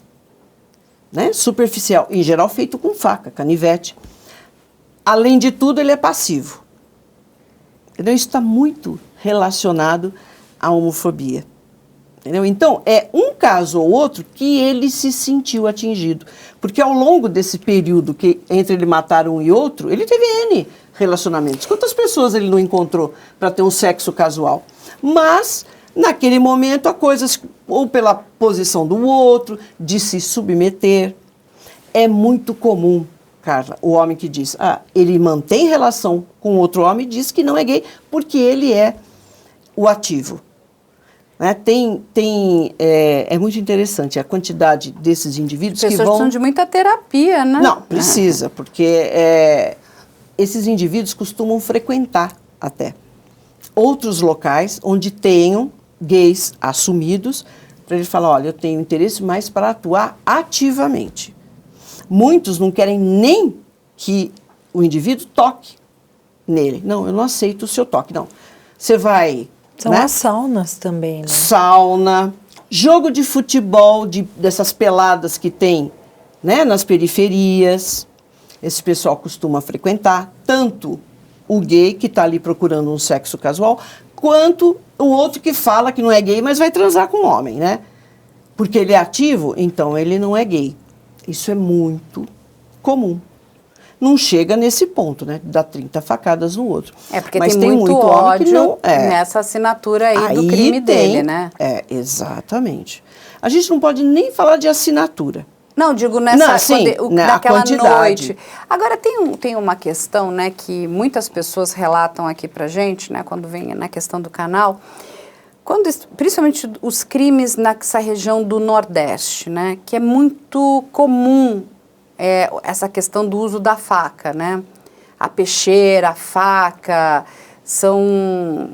É muito mais do que aqui, né? Na nossa região de Sudeste e de Sul. Sim. A gente encontra uma grande quantidade, né, de crimes. Se bem que a gente está falando aqui da região de Mato Grosso, mas ele enfim, ele saiu dali da Paraíba, ele é do Oeste, né? Na verdade, originalmente ele vem dali, então toda a criação dele é a coisa, inclusive a faca é um instrumento de poder, é isso também? Sim, de macho. Ele usava uma faca grande, ele era catador de limão, e ele usava uma faca grande para... Tem muita habilidade com a faca, né? A faca é a facilidade de você ter uma arma de fogo já é mais complicada, mas ele tem uma ocorrência que ele usou arma de fogo. A arma de fogo já é muito mais difícil. É um facilitador, mas é muito mais difícil. Então você vai pegar aquilo que está próximo de você. E aquilo que você tem destreza. Mas a faca tem muito disso. Eu sou macho, eu sou bom na faca. Entendeu? E aí, claro, né, através disso, ele intimida as pessoas, mata e acontece esse tipo de coisa de 30 facadas, né? É todo o ódio que está em cima disso. Mas olha, se a gente for fazer uma avaliação histórica, nem vamos falar de Brasil, vamos falar nos Estados Unidos, porque eles que fazem os manuais, que determinam o que é doença, o que não é. Até 1973, a homossexualidade era chamada de homossexualismo, porque o sufixo ismo quer dizer doença, hipotiroidismo. Hoje em dia a gente não fala homossexualismo, a gente fala homossexualidade. Exato. Em 1973 houve um lobby gay grande no Senado americano e tiraram a categoria de homossexualidade como doença. Então, se você for ver até 73, o homossexualismo era classificado, como categorizado como uma doença. Então, são o quê? 50 anos? Eu acho que para a história da humanidade é muito pouco tempo. Exato. Precisa de mais estudo. Eu acho que o preconceito está muito enraizado nas pessoas. Sim, sim. E a gente precisa falar mais, precisa estudar mais, a gente precisa trazer mais à tona. Só saiu do rol de doenças por causa do lobby, porque foi feito um lobby. Era um transtorno sexual, era considerado uma parafilia, como a prostituição. É muito interessante. Era uma parafilia, era uma doença. Prostituição. Né? Era doença. Então, isso ainda está arraigado às pessoas. As pessoas se você for ver, se em 1973, são aqui 50 anos, eu tenho 54. O meu pai achava, provavelmente, sem ser uma pessoa especialmente preconceituosa, que o homossexualismo era doença, porque meu pai teria hoje 92 anos. Então, é um tempo muito curto para assimilar tantos movimentos sexuais e tanta mudança. Culturalmente ainda está muito arraigado, e não é aqui só no Brasil. O Brasil, particularmente, é um dos acho que é o primeiro país, né, locais. Em quantidade de morte de homossexuais, de transexuais. O Brasil está lá, eu acho que até o primeiro lugar. Mas é que o Brasil, como é muito grande, ele vai ser sempre o maior em tudo. O melhor país para você ter ser homossexual, transexual é o Canadá. Mas eu digo assim, se o Pavinato estivesse aqui, ele ia dizer, né, que o Brasil, se tivéssemos morte de marcianos, o Brasil ia ser o país que mais mata marciano, né? Então, porque o Brasil é muito grande, então logo a gente tem números muito agigantados, o que nos deixa muito estarrecidos.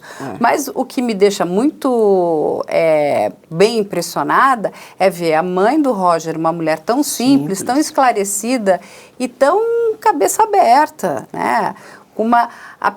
Porque assim, a gente de novo está falando de uma região do Brasil que não é São Paulo, né? Exato. Onde tem mais preconceito, sim, onde é mais difícil, onde o manejo é na base da faca, né? Então, a crueldade, porque não é um tiro, te dei um tiro e te matei, não, eu vou te matar à base da faca, que deve ser uma morte bastante dolorosa, né?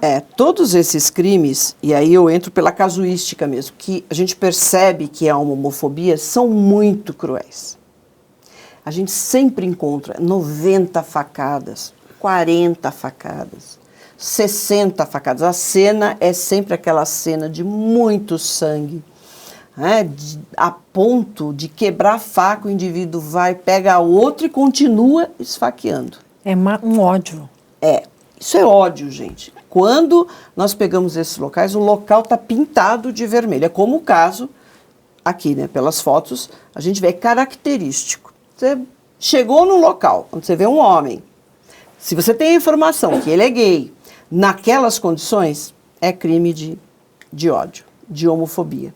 E, claro, do indivíduo que não aceita nele, né? Eu sou homem.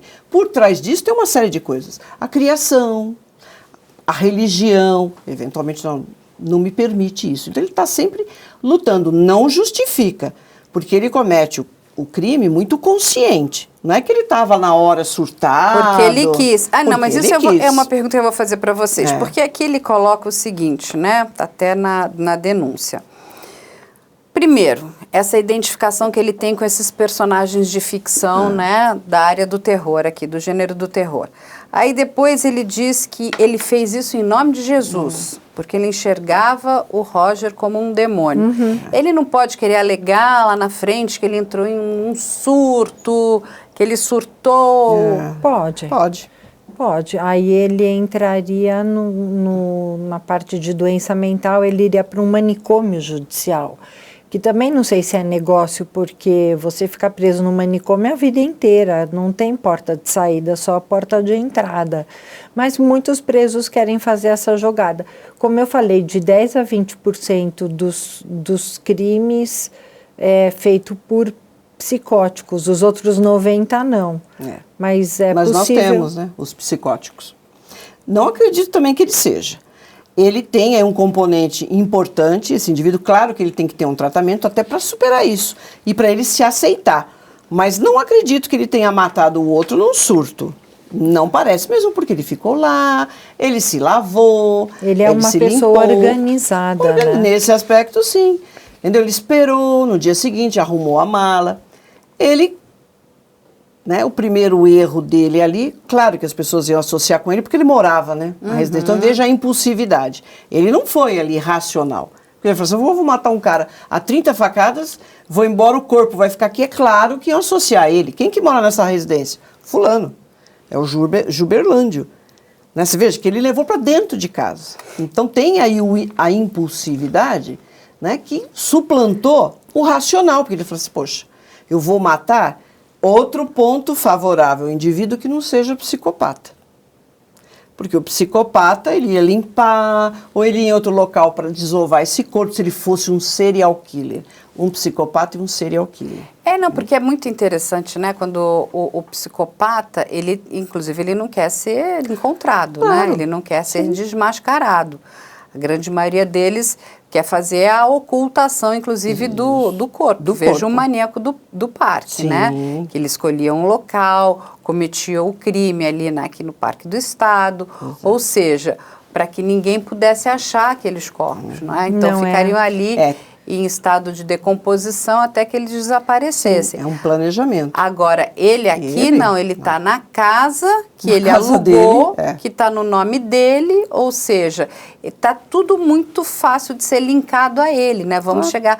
Agora, o Ministério Público, ele diz o seguinte aqui, né? Que ele diz que os golpes desferidos na vítima demonstrou intrigante espetacularização de violência, especialmente pelo cuidado em deixar na cena do crime sua assinatura. Ele é isso que o Ministério Público coloca. Sim. Por isso até que eu fiz aquela pergunta da questão se existia essa assinatura no crime. É uma cena muito grotesca, né? Se a gente pudesse falar em assinatura, desvinculando do psicopata que mata por prazer e tal, e realmente deixa, né, a assinatura, porque ali é inconsciente, é através disso que a gente chega até ele, fazendo o criminal profile, é no fato da violência em si, que remonta a um crime de ódio. Muito sangue. Muito sangue, muitas facadas.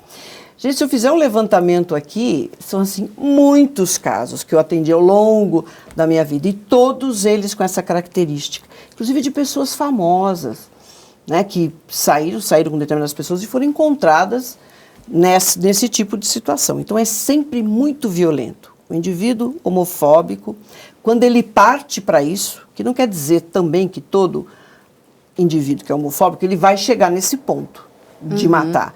Ele vai ter uma série de comportamentos, todos eles, né, equivocados, né, mas isso a gente pode ver... É que ele chegou no limite ali, né, que é o limite de tirar a vida do outro, exato, né?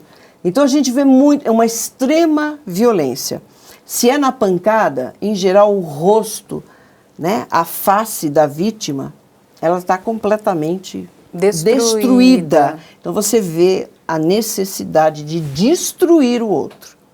Então eu dou 50 facadas, eu bato até arrebentar o outro, eu tenho que destruir o outro porque ele é muito próximo de mim, né? Porque esse ódio que eu tenho, pela minha condição que eu não sei lidar, eu vou jogar em cima do outro. Então é a destruição daquilo que ele representa. Mas é muito triste, né, quando a gente encontra, né, um crime como esse, porque ele deixa uma marca muito profunda, inclusive na própria família da vítima, né? A família, porque é o que a mãe relata ali o tempo todo, né? Não é só uma morte, né? É uma morte com muita violência, né? Acho que na comunidade também, não só na família do Roger, mas na comunidade que ele frequentava, no shopping que ele trabalhava. Sim, todos, né? Deve ser muito difícil que a gente fala aqui quais são as saídas para os crimes de homofobia? Educação, inserção no mercado de trabalho, representação política, dos grupos minoritários agir no coletivo, na comunidade, na política, no mercado de trabalho, nas escolas. É sempre isso, né? Políticas educacionais. Para diminuir o preconceito, eu concordo 100%. Sim, a gente claro. precisa ter boas políticas públicas, políticas de educação, né? Para, sabe, abrir a cabeça da população, né? Da nossa sociedade, porque esse é um tipo de crime que não tem que acontecer, né? Não que algum tenha que acontecer, mas assim, a quantidade, né, e eu concordo com vocês duas, de ódio empregado em cima desse moço é desproporcional. Exato, desproporcional. Eu acho que, como exemplo, esse Juberlândio tem que ser punido e o crime de homofobia tem que ser coibido fortemente pela polícia. Exato. Mas veja a dificuldade até da própria polícia entender como tal. Não, mas é algo subjetivo. Não, gente, já está na lei. Né? Está dentro da lei de racismo. Está lá. Exatamente. Como não? Eu preciso. Então, vou procurar alguém que faça. Vou procurar a doutora Diná, ou qualquer outro profissional, que faça essa leitura. Entendeu? Falta ainda isso na polícia, no Brasil em geral. Sim, sim, Porque concordo. tanto que entrou como homicídio, não se fala em homofobia. Não Porque se é uma fala. coisa nebulosa. Eu não vi Sim, também na o delegado ele denúncia fala. também. O Beto, ele pergunta, né, pro delegado. Sim, mas pergunta. não seria... Ele fala, não, é serial killer, não é homicídio. Então, o conceito de serial killer equivocado, porque a pessoa pensa assim, ele matou mais de um, então é serial killer. Não é isso. O conceito do serial killer psicopata equivocado, o conceito de serial killer psicótico equivocado, e separar o joio do trigo. Gente...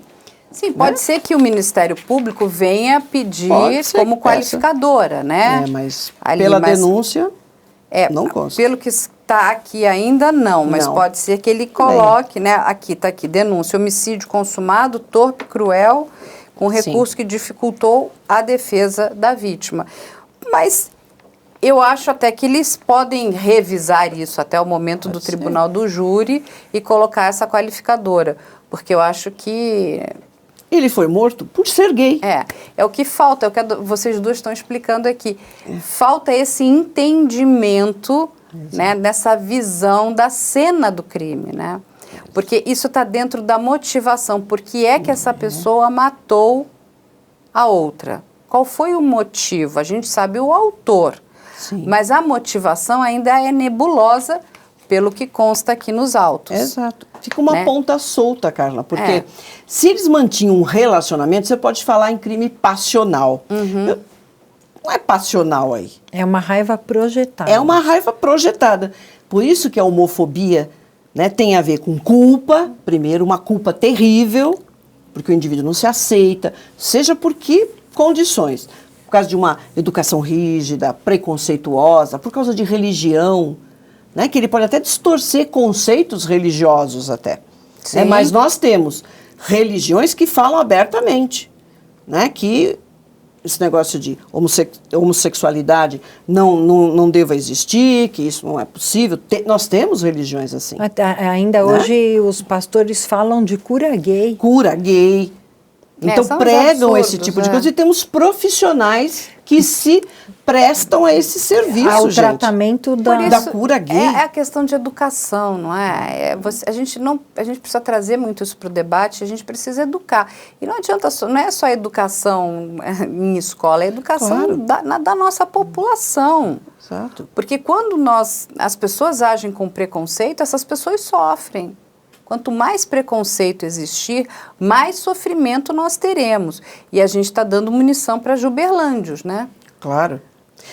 Você vê que no próprio, né, nos órgãos que tem que apurar isso, o indivíduo ainda está assim, pisando em ovos, né? Não, mas é uma coisa subjetiva. Gente, está lá, com todas as letras.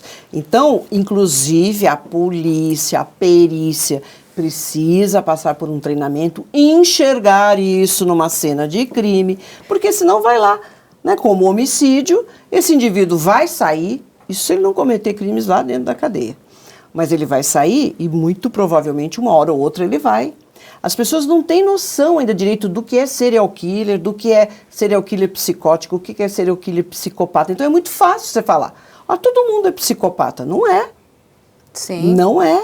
A gente precisaria ter essa classificação, né? Da mesma forma que a gente tem aqui o banco de perfil genético, nós precisaríamos ter um banco de perfil criminal, né?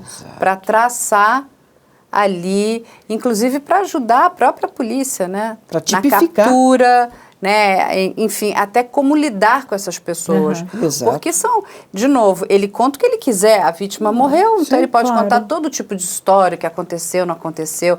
Aqui no nosso país, né, o réu pode mentir até... até o fim. Até o fim, né? Das 500 versões diferentes, porque nada vai acontecer com ele. Então, assim, que é um grande absurdo, né? Vai e volta, cada hora conta. Ele sempre vai contar uma história que for mais conveniente para ele, né? Exatamente. Então, veja, as polícias, elas têm que estar treinadas para poder enxergar isso. O indivíduo não é só aquele crime que ele cometeu. Ele é muito mais. Nossa, 30 facadas, que coisa, então ele é um psicopata, porque... então porque é serial killer, porque ele matou a pessoa. Opa, vamos pegar todas essas informações. Eu preciso ter o conceito correto do que é um serial killer, os tipos de serial killer. Tem diferença entre psicótico e psicopata. O termo psicopata está na boca de todo mundo. Tem até gente querendo ser psicopata, né? Não, eu vou matar para ver se eu conseguir matar, então eu sou um psicopata. Gente, que absurdo isso. Agora, a população em geral não ter esse entendimento, ok. Um jornalista que, para todo tipo de crime, é um psicopata, já deveria estar melhor treinado para não repetir isso. Porque quanto mais você fala, mais vai se propagando e acontecem essas excrescências, né, aqui na sociedade. Agora, a polícia, a perícia, precisa ter condição, tem que ser treinado para poder enxergar. O próprio Ministério Público. O Ministério Público para tipificar corretamente nessa situação. Porque primeiro tem cruz, então é magia negra. Gente, não necessariamente. Aonde está? Porque ele fez três marquinhas ali, pode ser realmente. Podem ser também 3 pessoas que ele tenha matado. Então, tipo, já matei 1, 2, esse é o meu terceiro. Terceiro. Que se ele tivesse tido a oportunidade de matar, seria talvez 4, né? Ou 5. Exato. A gente não sabe, porque, de novo, o criminoso, ele não fala a verdade. Na grande maioria das vezes, ele não tem o menor interesse em contar a verdade, né?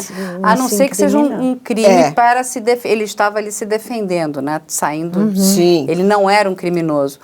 Mas o Juberlândio, ele já tem uma determinada maturidade criminal. Tem maturidade criminal. A coisa já começou lá longe. E se for buscar, nós vamos ver outras coisas. Não, você tem que buscar lá na barriga da mãe. Então, tem 3 características importantes enquanto a criança está em desenvolvimento, que se diz que é a tríade, né? Que é enurese noturna, que é urinar na cama até uma idade alta. Crueldade com animais e piromania, que é fogo. Gostar de fogo. Essa é a tríade do psicopata serial killer, mas não necessariamente do psicopata. Olha como a coisa é complicada. Ou essa seja, tríade aparece. Enurese noturna é fazer xixi na cama. Tem a ver com impulsividade e tal. Maltratar animais. Crueldade com animais e piromania. Que é gostar de brincar com fogo. Incêndios. Você vê como você precisa buscar até a infância do indivíduo? Então. Eu não posso pegar aquela cena, é brutal? Claro, algumas coisas a gente já vê. Envolve crueldade? Sim. Envolve ódio? Sim. O que mais é esse Juberlândio? Mas a criminologia faz isso? Vai buscar quem é a pessoa ou fica detida no crime? Deveria buscar, né? Deveria fazer uma anamnese. Claro. Claro, você tem que pegar. Para saber quem é aquela pessoa. A gente precisa aqui, né, que os nossos legisladores pensem, né, de forma bastante rápida e ágil, para que seja... Nós precisamos ter um banco de perfil criminal, né? Até para que a gente possa...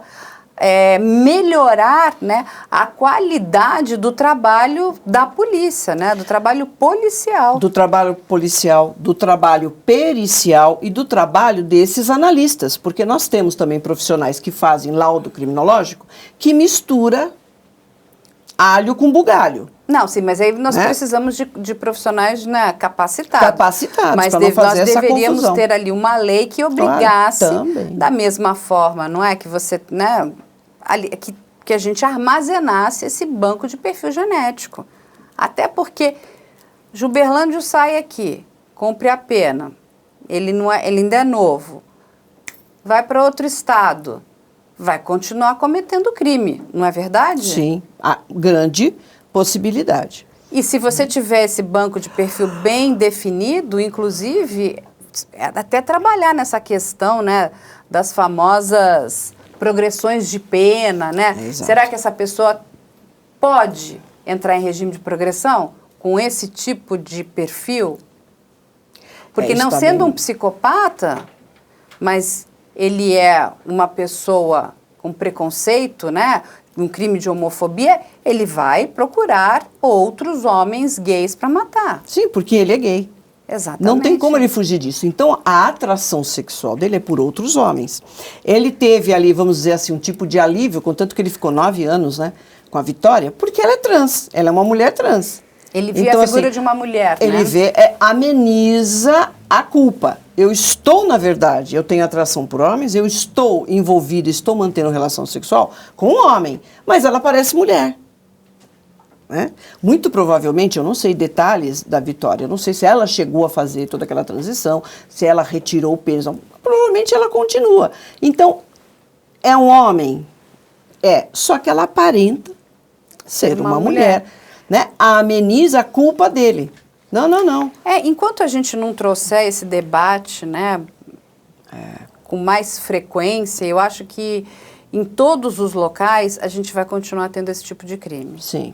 Aí eu acho que o debate tem que estar nas escolas, o debate tem que estar em todos os lugares, tem que estar em todas as classes sociais, a gente tem que trazer isso para todas as idades. É por isso que os LGBTs têm lutado tanto. Exato. Não, mas assim, não só a questão da luta, a gente precisa debater, né? E entender, inclusive, o preconceito, né? Lutar contra o preconceito. Porque o preconceito é uma coisa que nos cega. O preconceito é uma coisa, ele nos emburrece, né? E a entender, inclusive, porque o preconceito está dentro da gente, né? Por que eu não gosto daquilo? O que isso Exato. Então, me na assusta verdade, tanto? É uma questão, lógico, terapêutica, né, doutora? O preconceito, ele representa a sensação de superioridade racial, de superioridade do grupo, e remonta ao homem primitivo. Aquele grupo, aquele agrupamento de pessoas precisa sobreviver e precisa ser superior ao outro agrupamento que caça melhor ou que caça pior. Então tem essa raiz até no Homem das Cavernas. É a sensação de superioridade em relação a um outro grupo, que vem da sobrevivência. Então, ele tem preconceito porque ele acha que o outro é inferior a ele. E ele é superior e é melhor. Sim. O que é uma loucura, né? Claro. É uma loucura, porque um homossexual não é inferior a ninguém, né? Então, mas a gente tem são as questões distorcidas, inclusive até do próprio preconceito. Né? Vão se propagando ao longo do desenvolvimento da humanidade.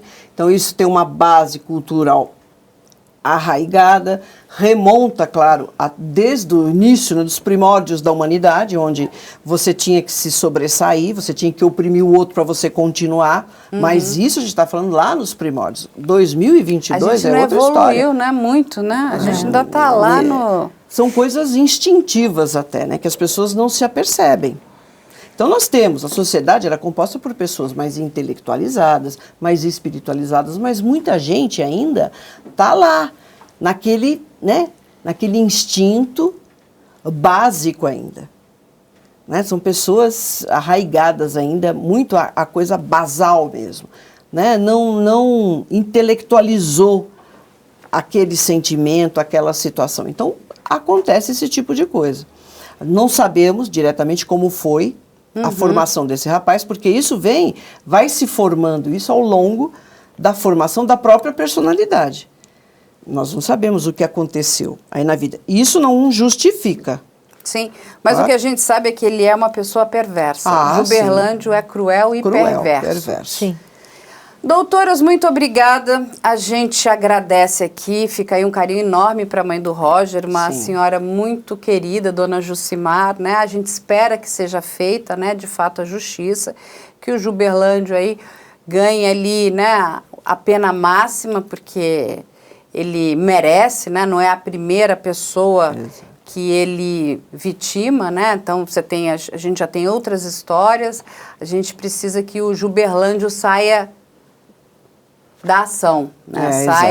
Ele precisa ficar separado da sociedade, porque ele não tem a menor condição de viver em sociedade, né? Com essas práticas tão cruéis, né? Esses crimes tão, eu acho que são perversos, né? São horríveis.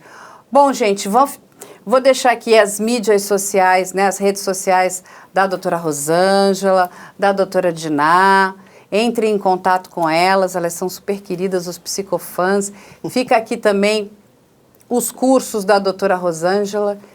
Quem quiser deve fazê-lo. A doutora Rosângela vai fazer curso presencial ou ainda? Setembro, eu acredito que todos os finais de semana já vai estão ter curso presencial. Vai ter curso presencial pelo interior, por Paraná.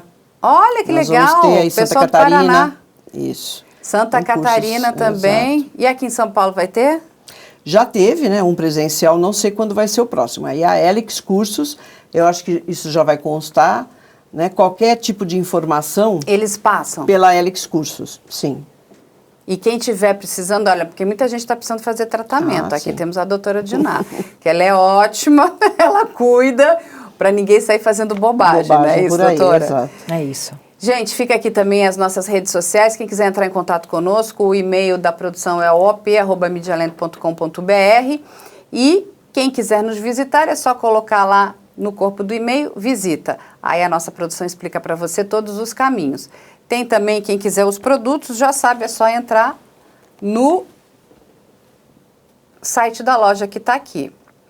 E tem uma novidade, a gente vai estar tendo todos os livros daí do professor Pavinato na loja também. A Almedina vai deixar aqui conosco os livros do professor. Quem quiser comprar os livros pelo site da loja, a vantagem é que já sai com autógrafo. Tá vendo? Já sai autografado e a pessoa já leva aí a Estética da Estupidez autografada. Em breve, novos livros dele também. Bom, gente, agradeço a minha equipe, agradeço as doutoras. Obrigada. E a gente volta no próximo Investigação Criminal com mais um caso aí para vocês.